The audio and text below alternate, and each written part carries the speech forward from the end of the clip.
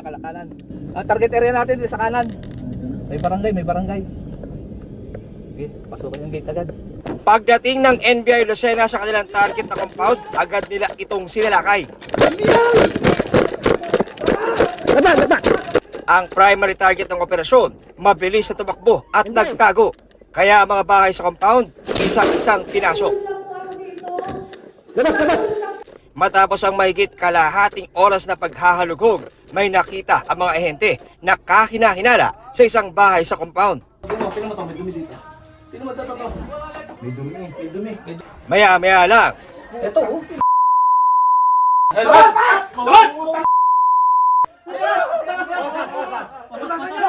So, nung makita po namin yung mga bakas ng putik ng kanyang mga paa doon sa isang kwarto, natuntun po namin na itong kapitan na ito ay nagtatago po sa ilalim ng kama.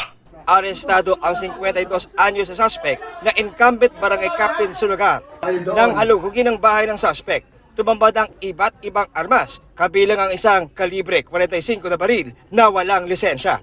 Ayon sa NBI, bukod sa dilisensyadong armas, may bineberipika rin silang aligasyon na kinasangkutan umano ni Cap. Ikaw ay aming inaaresto sa salang illegal possession of firearms and ammunition.